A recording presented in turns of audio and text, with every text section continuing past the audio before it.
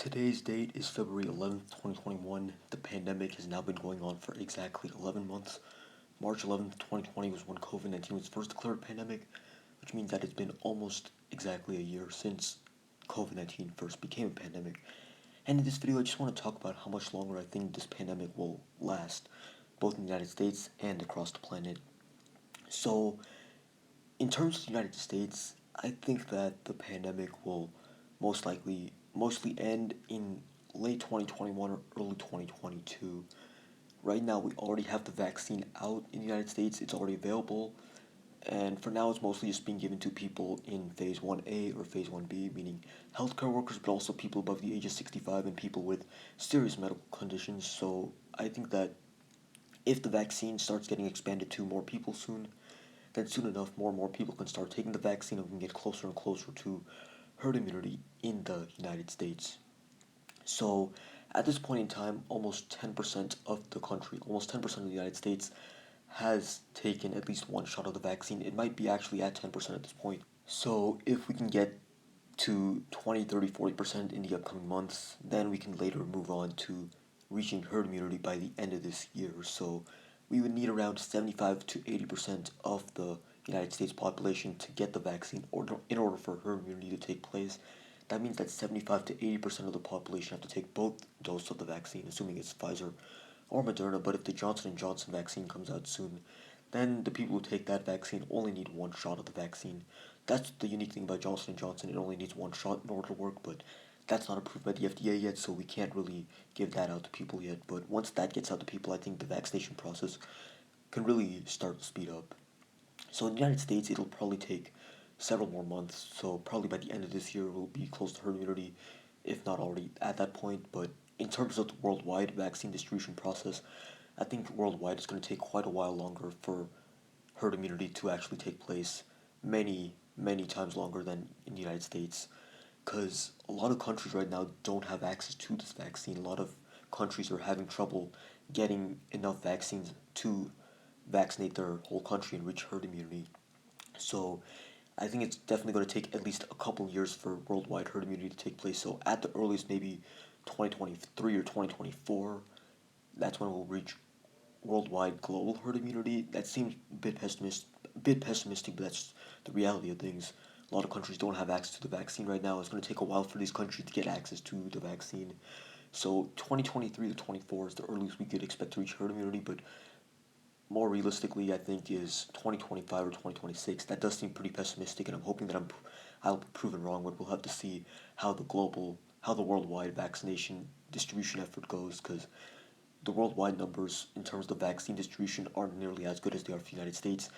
Really, it's the United States, United Kingdom, and Israel and a few other countries that are doing well with the vaccine distribution process. With many other countries, the percentage of the population that have been vaccinated from many countries is close to 0%, which means that it's going to take quite a while longer for worldwide herd immunity to take place. So, like I said, 2024 is probably the most realistic time frame for when we'll reach herd immunity for COVID-19 on a worldwide scale. But for the United States specifically, I think it'll be a lot faster, probably by the end of 2021, maybe start of 2022, which does mean also that if what I said is true about the late 2021, early 2022 date being the point at which we reach herd immunity, then that would mean that we're just now a little over halfway through this pandemic. And it's already felt like a long time. That's definitely true, but I think that the second half will be a lot better than the first half. I think we're just now getting over the worst wave of this pandemic. The worst wave of this pandemic is what we just experienced from late October through, I guess it's still going on, but we're now on the back end of that wave. It was at its worst in late December, early January. That's when we were reaching 300,000 cases per day and 4,000 deaths per day. We had the peak of this wave in early January, but now I think things are starting to get quite a bit better. I actually haven't been keeping up with the daily case count and death count recently, so I'm not sure the exact numbers what they're at now. Might make another video on that soon, but at this point, looks like things are starting to get better. I really think this is going to be the last major wave of the pandemic.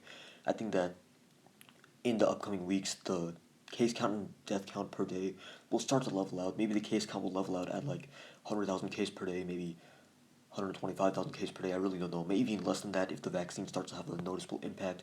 I really don't know the exact numbers, the exact details, but what I am pretty sure of is that we are over halfway through this pandemic because it's been on for basically a year now.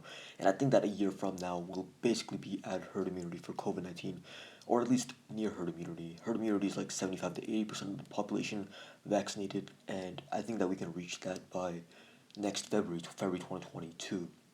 The only concern is, what if a new mutation shows up that's immune to the vaccines that the vaccine doesn't target? Because currently there are a few mutations that are mostly prevalent in other countries that the vaccine can still address to a certain extent, but not quite as well as the original mutation, the original version of the virus. So the concern is that, what if these mutations, or even mutations that are even less prone to being targeted by the vaccine, what if these start to become dominant? And in that case, what would happen is the vaccine companies would have to update their vaccines in order to target these new mutations. But it actually doesn't take that long for these vaccines to get updated. It can be done in a matter of weeks. I mean, there's always a new mutation of the flu virus that comes out every year, and that's why we have to get new versions of the flu vaccine every year on a yearly basis. Most people generally, or a lot of people generally, take the flu vaccine on a yearly basis, once a year, because every single year there's usually a new version of the flu virus, a new mutation that comes around. And there's a chance that happens with COVID 19, where there's a new version, there's a new mutation of the virus that comes around every year that's slightly different from the last. So that would mean that COVID 19 would become a recurring disease, but that's not really a problem. That's not really much of a problem if we have the vaccines available too, and that they can be updated to target new mutations of the virus. I mean, the flu virus has been around for a long time, but that's never really been a serious issue like COVID 19 has been in the past year. So I think that even if COVID 19 doesn't go away for good, and even if it does come back on like a yearly basis, I think that as long as we have vaccines available to target the mutations, as long as the vaccines can be updated to target mutations, I think the new versions of this virus are definitely manageable. And I think that even if new mutations of this virus start to emerge sometime in the future, I think that we'll be able to quickly deal with them a lot more quickly than we deal with the original COVID 19 virus. I think we'll be able to deal with new mutations a lot more quickly now. Now that we have the vaccines available, it really won't take that long to update these vaccines to make them target the new mutations.